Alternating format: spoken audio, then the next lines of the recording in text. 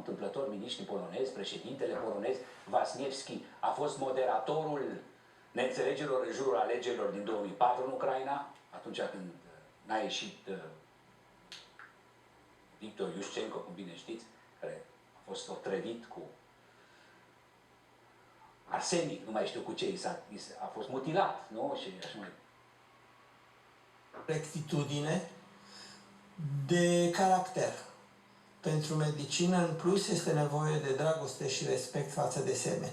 Un om într-un progres continuu și într-o continuă schimbare, pornit să îmbunătățească și să ridice la un nivel mai sus cam tot ce se poate și tot ce are în jur. Studiile, manualele, sute de ore de cursuri ținute, cărțile scrise sunt conciliere foarte rațională, răbdătoare, dar eficientă, pe care le-a făcut în relațiile cu Rusia.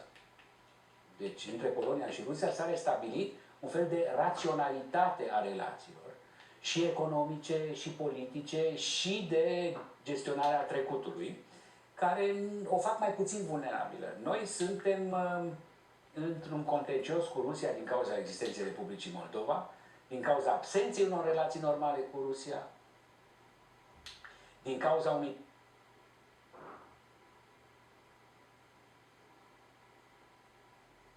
recent, suntem adversarii rușilor în viziunea lor. Am văzut asta pe deplin în această seară. Deci, Robert Kaplan, astăzi, la Ministerul de Externe, vorbește despre care ar trebui să fie preocuparea strategică a României atunci când vine vorba despre ruși. Russia is no longer weak and chaotic. It's ruled by a very smart and capable leader who thinks in terms of geography, in terms of maps, and is not a former party functionary, but is a former intelligence agent who understands how power works in the best way to undermine Central and Eastern Europe without getting into the headlines. Buy up banks, infrastructure, railway yards, use energy firms to undermine or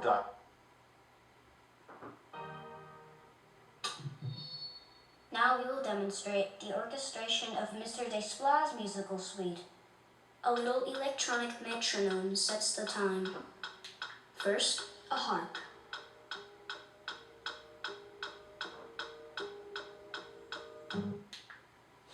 not an immediate Russian action, but against slow subversion over the next half decade.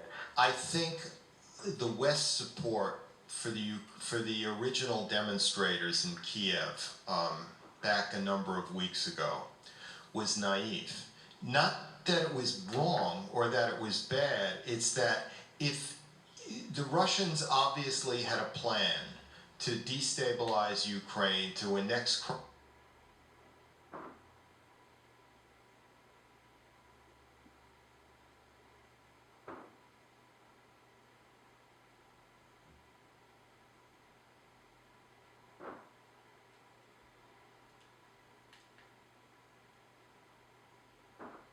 required was either a neutral Ukraine or a pro-Russian Ukraine.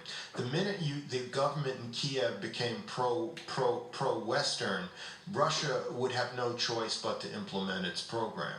The Western support for the demonstrators was naive to the extent that it then saw the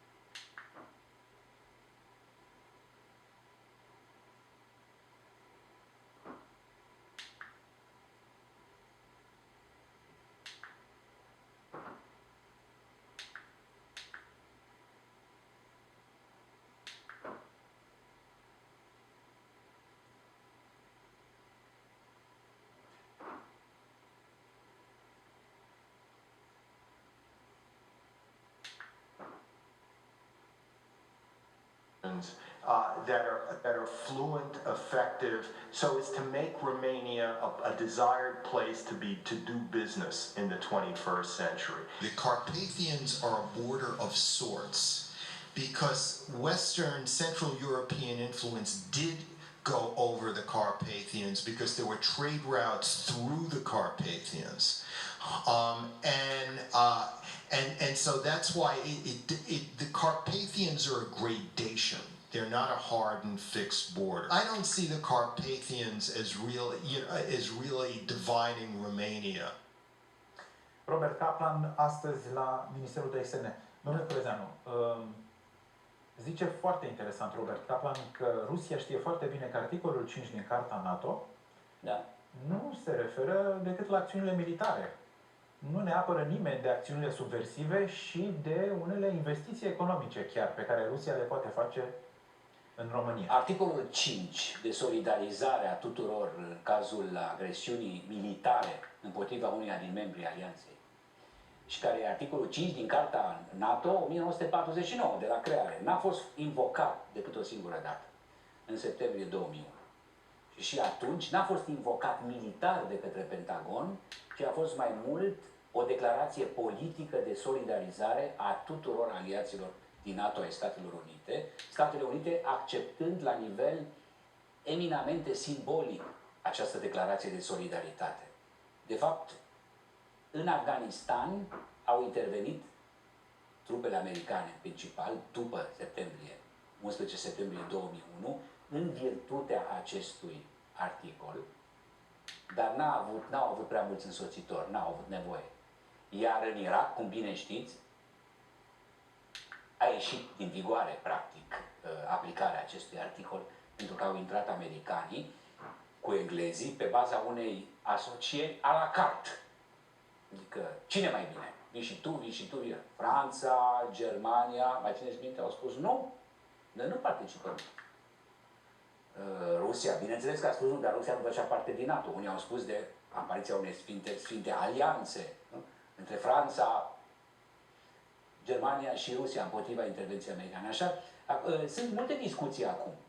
E o școală de gândire care spune haideți să nu încercați că începe războiul. Începe războiul dacă intră militar Rusia în țările Baltice, să zicem, sau în România.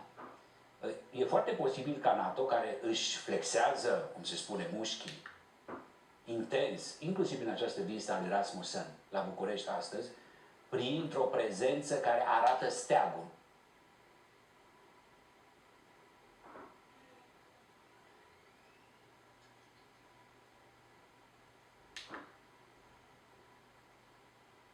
Adică îți arăt că pot să fiu aici. Întrebarea este, riscă Alianța Nord-Atlantică cu toți membrii ei o intervenție militară dacă o țară ca Estonia sau ca Letonia este atacată militar de Federația Rusă? Întrebarea nu și-o pun numai prietenii Rusiei, că văd că există o mică tendință acum și în România de a identifica repede pe prietenii Rusiei și pe dușmanii Rusiei. În Germania sunt cei mai mulți oameni care au o denumire, ăștia Putin-Versteher, cei care îl înțeleg pe Putin. S-a transformat asta într-un logo.